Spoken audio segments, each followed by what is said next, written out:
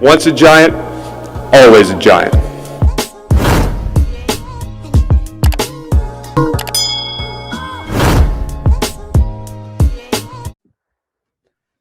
Welcome back to All Things Giants. We're here with Bobby Skinner from Talking Giants, co-host with Justin. Today, in my opinion, he's one of the leaders of the Giants community, one of the guys who got me started making Giants content, thing like that. We're gonna take it back with the first question. We're gonna ask you, what got you started into, like, what made you fall in love with football? What brought that interest to you? Man, I grew up, it's crazy enough, I grew up a racing fan. Like, I love cars.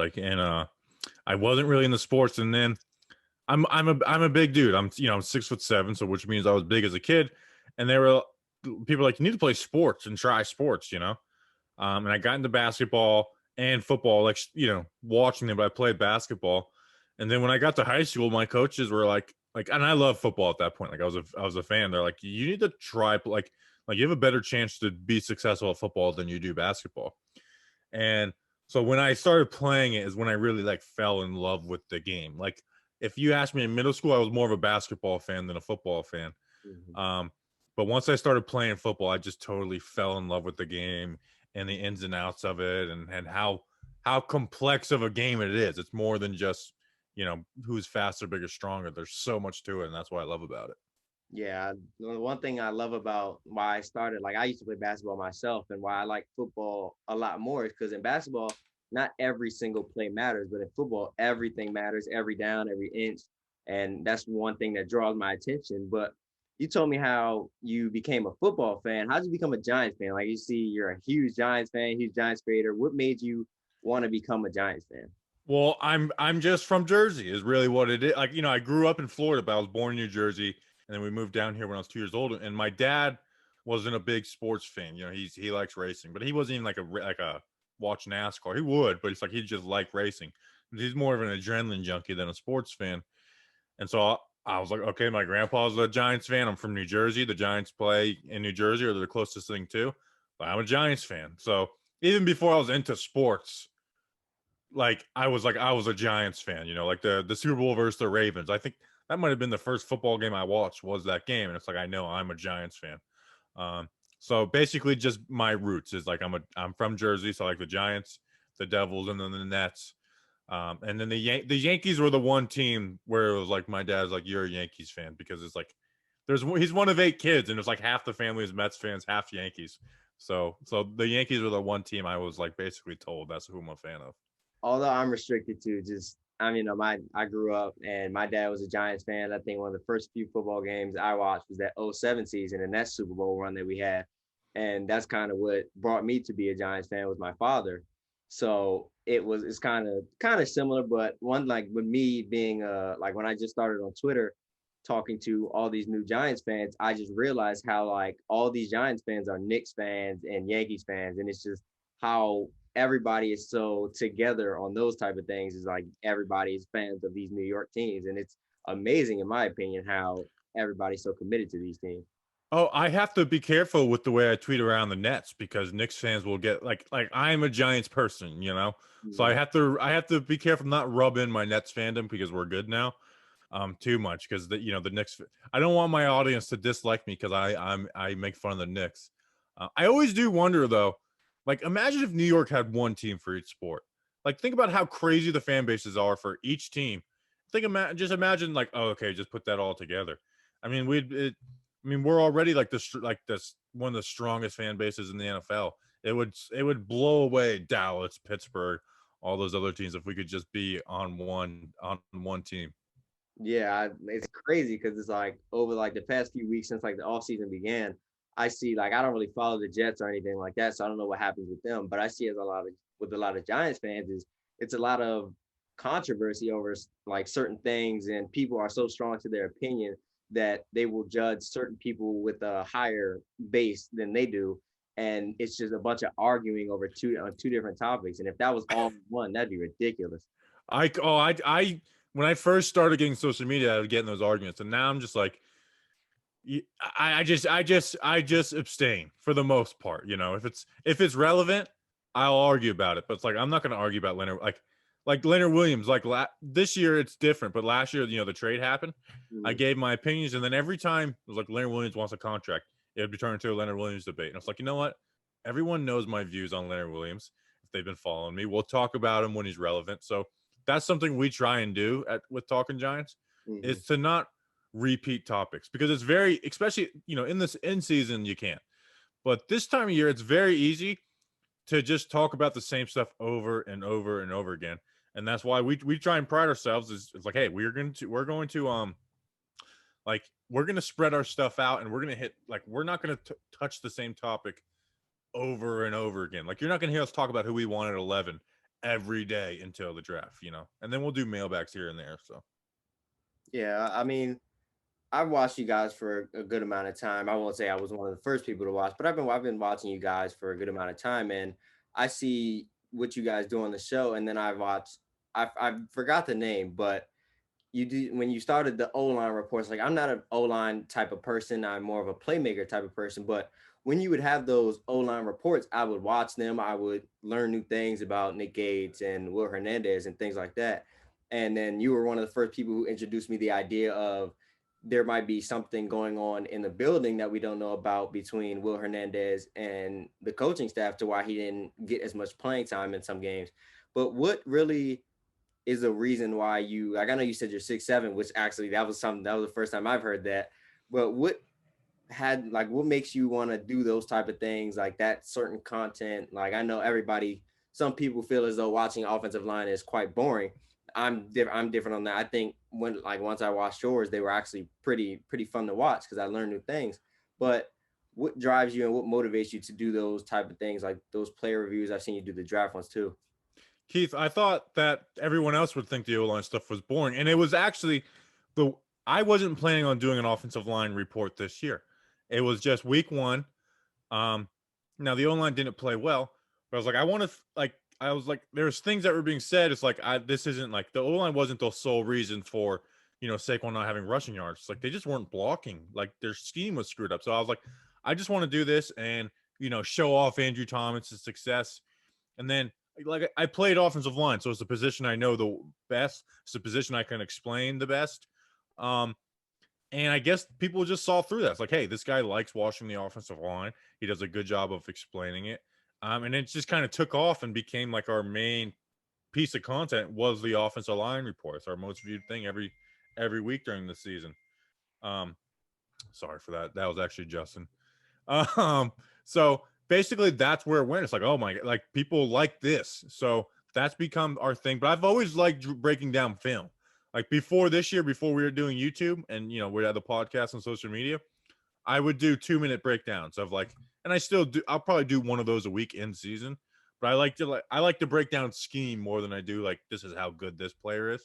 So it's just, I've always been fascinated by different things. And some of it's by necessity. Like, I'm doing draft breakdowns. That's probably, I love the draft, but breaking down a college player and trying to project him is one of the hardest things.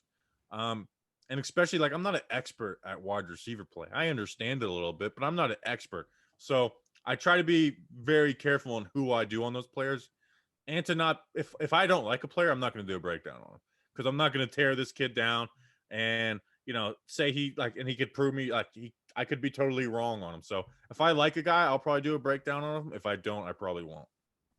I was watching Colin Cowherd today, and it was funny because he was like, I saw a report this week that the lowest Mac Jones could go, and I know this isn't Giants related, but like the lowest Mac Jones could go is the 8th pick, and I was like, that's quite weird to me because, like, when I watch Mac Jones, it's nothing that screams to me top 10 pick, top 8 pick, and like, I know he's a quarterback, and we're not in that play for drafting a quarterback, but have you like watched him and been like where do you think he should go? What do you think is special about him? I watched the wide receivers from Alabama. I watched their offensive line. It's like I fall in love with all of them. So it is easy. Like, playing at Alabama makes it so much easier for you in the way they change their offense too. As like, it's very easy stuff for him. So I don't get the top 10 talk for Mac Jones, but I will say this: I went to the Senior Bowl, and there's Felipe Franks, Jamie Newman, Ian Book, who none of those guys are top guys. But I will say, it was very clear that he was the best out of all those guys, out of all the Senior Bowl guys. Now, that didn't include the top picks in the draft, but out of those guys, there was a clear difference of when he was in at quarterback versus the other guys. So if a team takes him in the first, I don't think they're crazy, but he's not a guy I would be looking to pick in the top 10. Yeah, you brought up the Senior Bowl. I saw you met Joe Judge, and I know that's probably that's a really cool experience to make. And that shake and bake idea is just genius, and how him and Graham correlate together. Well, he saved me on that because one, I had to ambush him, and I hate the idea of that. I think it's such a I hate the idea of can you like just running up to somebody? I didn't run up to him, but going up to somebody and being like, hey, can I record you for 10 seconds? I think that sucks. You run into someone organically, like you could talk to them. And I've always said, like, if we were going to interview Joe Judge, would I be nervous? Yeah, but it'd be a confident nervous. Like we have this set.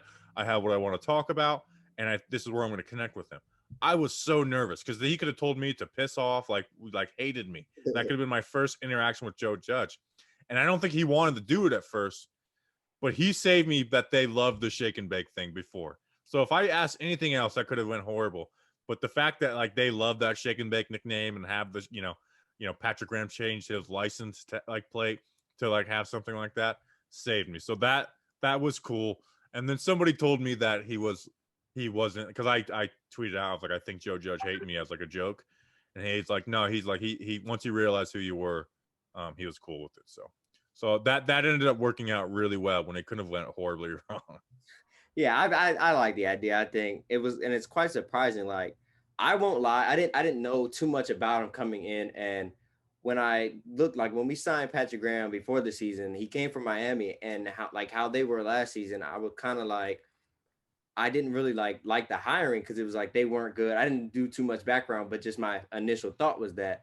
But then over the season, I just fell in love with his scheme and how he ran things. I wish he would have ran a little bit more of man. Like, what was your? I know you talked about it many times, and I hate to, you said you don't want to be repetitive, but like, do you Oh no, it's different when I'm on a different platform, so you're good. Do you like how much zone he ran? Do you think he should have sprinkled some man in there? What do you think about that? I think it was out of necessity because Patrick Graham ran a ton of man with Miami, and that's what we were expecting him to be, like a press man coverage. And you saw week 1 and week 2, they tried to bring some of that in against Pittsburgh and Chicago, and every time they did it didn't work. So I was fine with the way they ran. I mean, I love Patrick Graham. I think he's a genius. Sure, you could have asked for some man and stuff there, but then you're taking a chance of getting burnt on that with Isaac Yiadom at cornerback 2 or whatever. So I liked it because they didn't just all right, we're going to run zone. They changed it up. They made people switch responsibilities in play. They kept the offense guessing. So I like the way they did it. And if they get it let's say they draft Caleb Farley in the first round. Well, then I can expect to see some man. You can trust James Bradbury. Farley, supposedly that's his strength. Holmes, you trust. So then I would like to see some more of that and some more blitzing. But with the team they had and the success that they had with it, I was totally fine with it. Yeah, you brought up Caleb Farley, and it's a lot of things you can do at the 11. But I recently heard that Kyle Pitts is not tight end 1 on most teams' boards. He's a wide receiver in that matter. What do you think? Do you think he's a wide receiver or a tight end, or if they say he's a wide receiver on we know the top 3 guys, but do you think he can fit in that top 3? Do you think he pushes one of those guys out? Where is he on your board? He's a tight end. I think people get overboard with the draft every year and they exaggerate on stuff. It's just people have to have the need to say something unique. I really do think people have the need to do that. And every year, this is the best tackle I've ever covered. This is the best corner. Every year we hear this is the best, and I've ever covered because it drives in clicks. So he's a tight end. Whoever drafts him will be playing with tight end. Will he have some reps out wide? Yeah, but there's no doubt in my mind Kyle Pitts is a tight end. He's going to play a Travis Kelce type role for a team. Mm-hmm. Yeah, I mean, I personally think he plays best at that tight end, and then having the mismatches and things like that. I personally think I'm an Ingram believer. I know there's not a lot of us, but I think he can. I think the main reason that he wasn't as what most people expected him to be when he had his first full season without injuries was that once Saquon went out, the offense leaned toward him. And I don't think he's able to have the offense lean toward him. I think he's just one of those guys who will improve and have his best year with Saquon, and then if there's another playmaker out wide. But I've talked about it before. What do you think? What do you think Jones has to do year 3? What do you think is the most crucial thing for him to be our franchise guy that he has to show this year? Well, Joe Judge said they are evaluating and trying to figure out what they can do better, and they seem to show it in the past couple of weeks.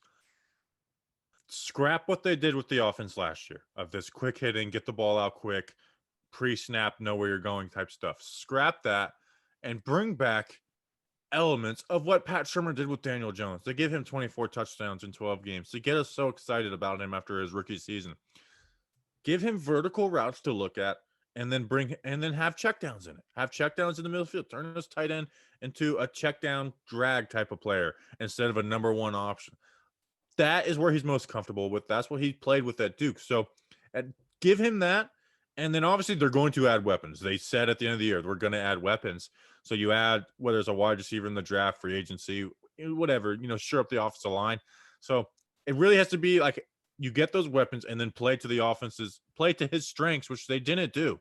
They played afraid of his weaknesses this year instead of playing to his strengths. They were afraid of the fumbles and the interceptions, and doing that they dropped 12 spots in scoring this year compared to last year. So figuring out a way to let him attack downfield, which he likes to do, but also not like totally taking the reins off where he's, has 20 interceptions. So do that, score points, really be a middle of the pack offense. Be somewhere between 10 and 16 in offense. And I think we'll be, Daniel Jones will buy himself a year 4 if we can do that. Yeah, I don't think nobody's asking.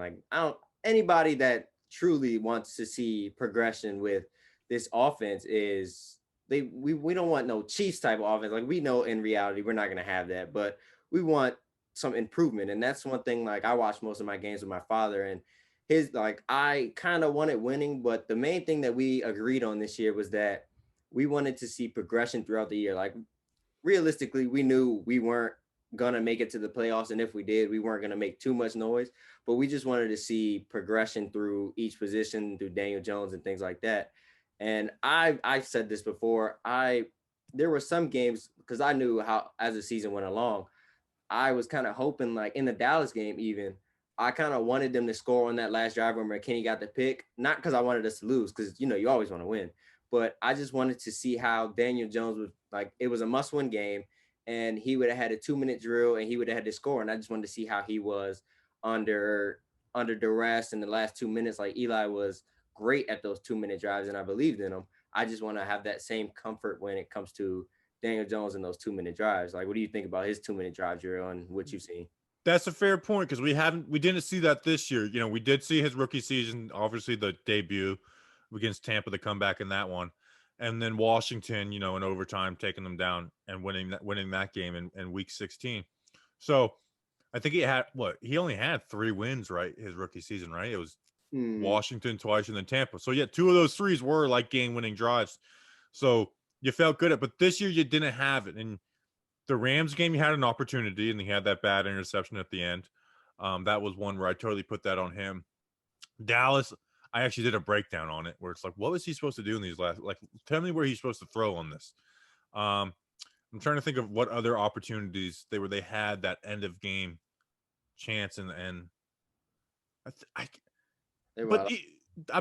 guess that would be it, where it was like the end of the games, those 2 games. But even, let's look at the Philly game, the first game, ready to close it out, puts a dime on Everningham's hands, game over.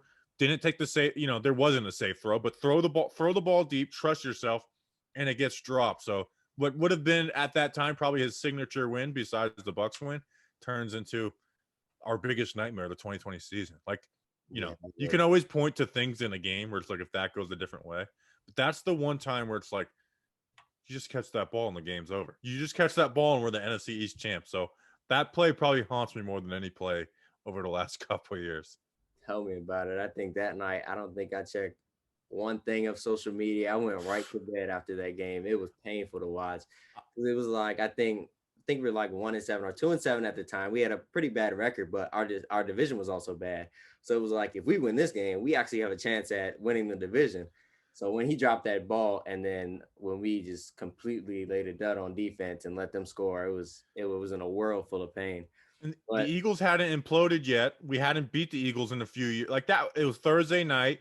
That was a big, and Daniel Jones played really well in that game. That was a big game. We're up by 10 with 6 minutes left. Like that was so exciting for a team that, you know, we we had only won one. We were 1-5 at this point, and you know, like we hadn't had any success, and that felt like such a big game. And then to have that one slip away is just so brutal.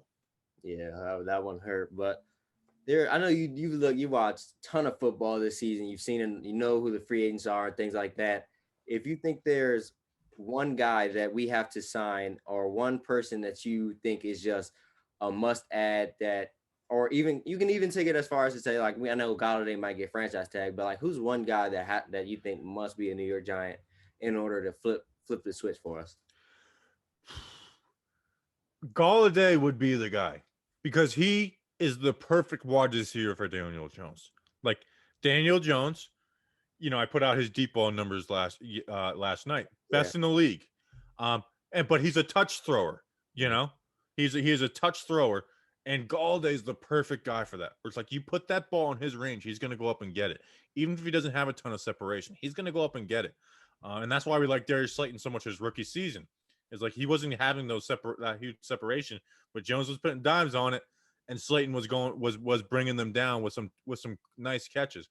Galladay is the perfect guy, and a team that needs big plays desperately, he would be that big play guy where Jones could throw the ball up, and it changes Darius. It like we talked about it on our wide receiver episode, but we talked a number one wide receiver benefits Darius Slayton more than anybody on the team because now he's not facing a safety over the top, the number one corner, which he did this year, and that's just not who he is. He doesn't mean he's a bad player, but he's not meant to have that top coverage and be the only over the top threat, which he was for the Giants. So I think Galladay, I know he's expensive. I know he had some injury issues this past season, but if you can get him in here and healthy, he's a guy who does, you know, one player is not going to totally change your offense, but Galladay gets pretty damn close to it. Yeah, I don't think he'll have the Bills went out and traded for Stephon Diggs, and we all know how that went for Josh Allen, but I don't think he'll have that type of hit on Daniel Jones, but I think he'll help Daniel Jones a lot. And like you can ask anybody, I've rewatched all of Galladay's 2019 and then the games he played this year, and I'm a big advocate. That's kind of why I added him into the questions because like I really like Galladay, and then I know they said they might be asking for a second rounder, but if that's what they're asking for, Gettleman has to, in my opinion, he has to go for it because this guy can take Daniel Jones from here to up here just by his 50-50 ball ability. I struggle with that because we did that with Leonard Williams, and it's just the idea of trading for somebody and paying them kind of sucks. But I somewhat agree. It's like, you know what? Who knows what our second rounder is going to be? We know what Kenny Galladay is, and then that frees you up to do whatever you want with the first pick. How you can draft offensive line again and try and build yourself the way the Dallas Cowboys did. So yeah, like my brain tells me like don't trade a guy that you have to sign immediately, but my wanting for the Giants offense to be good is like yes, do it in a heartbeat because he would be a huge ad for the Giants. Well, we talked about free agents, and this is wind it down a little bit. I know you probably talked about it a lot. You probably laid out each ideal scenario, but if you were Gettleman or if Steve Meyer came to you and was like, you're the GM for the Giants and you're at the 11th pick, like I know trading back's an option. I know personally I love Rashad Bateman. I think he's similar to Galladay a little bit. But what is your like if Pitts, Waddle, or you could trade back, like if they're all there, what direction do you go? Like I know I'd say Waddle because I just think his electrifying, if he catches it, he can take the rest of the way, similar to how Odell did. And I think that'd be nice for Daniel Jones. But what's your ideal situation for the 11th pick? I'm actually not a big Bateman fan. I think he struggles versus man. Waddle though. Waddle's the guy. Now I could see myself changing because there's a lot of day two guys I like at wide receiver, you know, or say they add a wide receiver in free agency like a Galladay or maybe even a Davis. I can see myself changing, but right now before we hit free agency, it's Jalen Waddle. He's the guy I want. I think he's better than Devontae Smith, who knows how those two will stack up when they on draft night. Because as much as everyone's mocking Devontae Smith first, Jalen Waddle could go before him. But if you tell me Jalen Waddle, Kyle Pitts, Caleb Farley, Rashawn Slater are all there, I'm taking Jalen Waddle. I think he's electric. I think he's that speed, that yak ability is unreal. I'm taking Waddle. I mean, when him and Smith played together, he averaged 10 more yards per catch this year, had, more yards. So yeah, Waddle would be that guy because we just so desperately need big playability, and Waddle's that guy. Yeah, I know.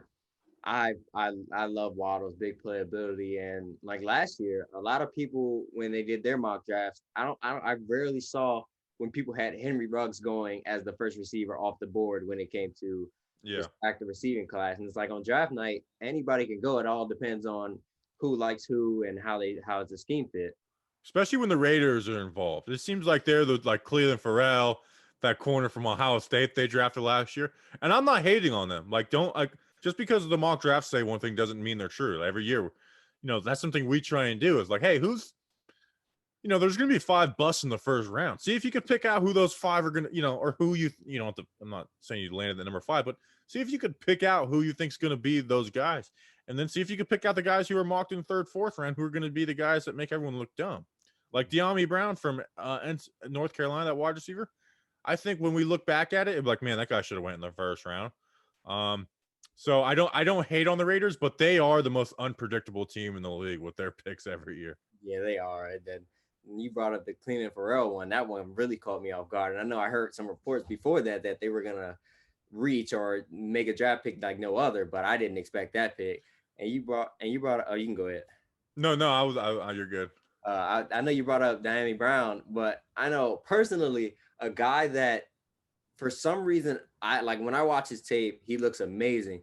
And that when I hear a lot of people say like they're day 2, day 3 guys, that he's not brought up is Asante Samuel Jr. And a lot of people don't really have him that high on their board.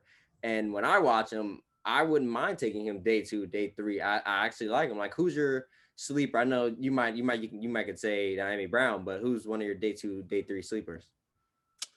Man, so trying to think of the guys. Oh, I'll show you. Here's my draft guide right now. It's literally just sheets of yellow paper that I put them in alphabetical order. Chaz Surratt's a guy I really like on linebacker for UNC.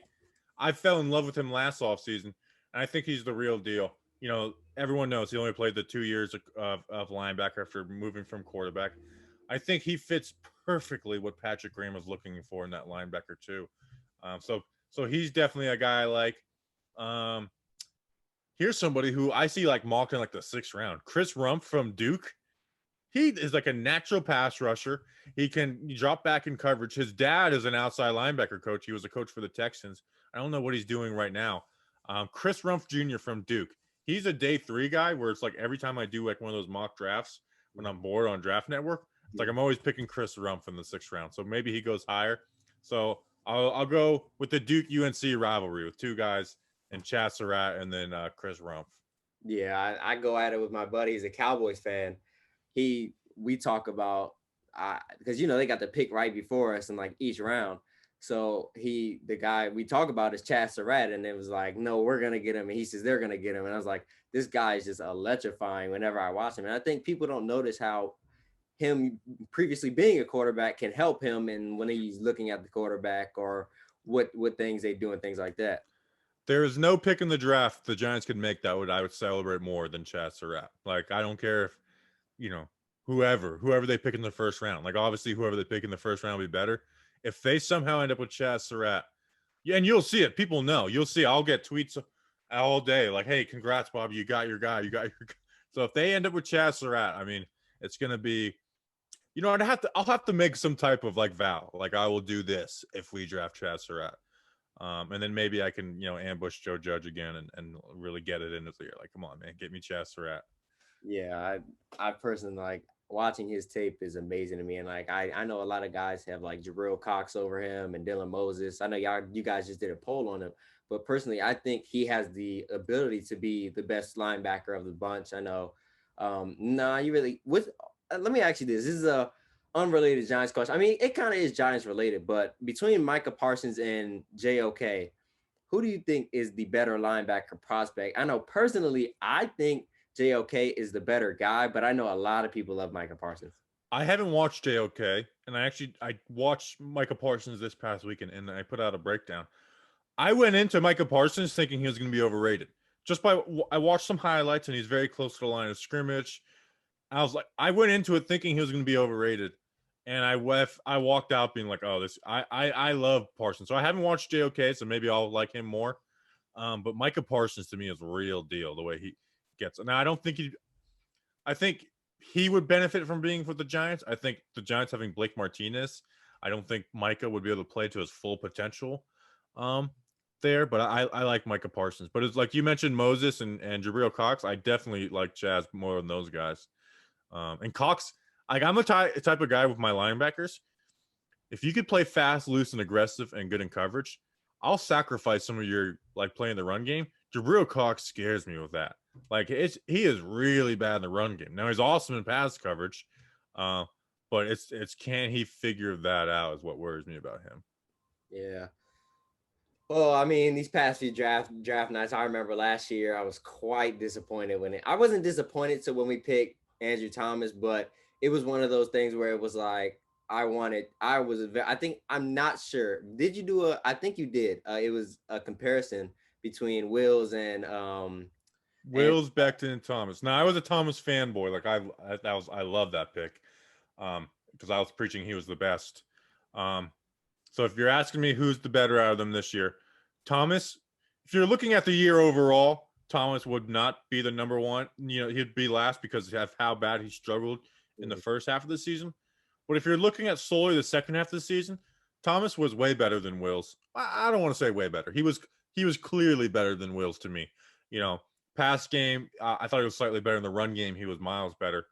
Becton, if he can stay healthy, he's a monster. Mm-hmm. Like he's pretty like he'll have some bad reps in the pass game, you know, and like, you know, he gave up 2 sacks versus Myles Garrett, you know, the week after Thomas like shut him down. So he'll have bad reps. But there was like one game, Mekhi Becton, he personally added like 80, 90 rushing yards by just moving people. Like I've never seen someone in the NFL move people. So Becton, if he can stay healthy and like clean up as a game, I think he could be a Hall of Fame, like look back and like he's the best left tackle of the decade, like type of good. So I would go Becton, Thomas, and then Wills, looking back at it now. Yeah, those were great explanations. I know you got to go, since I'll wrap this up. This will be my last question, but I know a lot of Giants fans feel very differently about the right tackle. Should we bring back Fleming? Should we sign one? What is your view on the right tackle? So like that's that position exactly. Like, do you think Pert should get the start and we should just let him go at it, or should we bring in a veteran guy to compete? What do you think about that? There's got to be some type of competition for Pert. Now the Giants may know a lot more, but he didn't show enough his rookie season to full on trust him in that role. I wish we could have gotten a full game with him at right tackle. We never did. So you got to bring in someone to compete. And I would look for someone better than Fleming. Fleming was never brought in to start, you know. Mm-hmm. When Solder opted out, he was forced to. So Fleming was always meant to be a swing tackle. So you got to bring someone in to compete with Parrott. It doesn't have to be, you know, like I said, you don't need to sign someone for $10 million. But I think somewhere in that $5 million a year range, I think would be good competition for Parrott. And then give him the opportunity to win that job. Like give him every opportunity to actually win that job. And not just like a lot of times going in the camp, they know who they want to start, you know, like there's not much of a position battle. So, give him that real shot, or draft somebody at 11. I wouldn't be opposed to that and doing things the way the Cowboys did and just draft O-line. And then you have the best O-line in the NFL. So right now I'm like, get someone in free agency who's better than Cam Fleming. Doesn't have to be, you know, all world, but someone that would be good competition and let him and Parrott battle it out. Yeah, I think that's a very good kind of one of the part, but with what you said, I really agree with that. That was a great point. Thank you for coming on the show. Thank you for joining me, being my first interview. I had a great time talking to you. It's been a great interview. This is Bobby from Talking Giants. Thank you. So appreciate it, my man. Peace from all things Giants.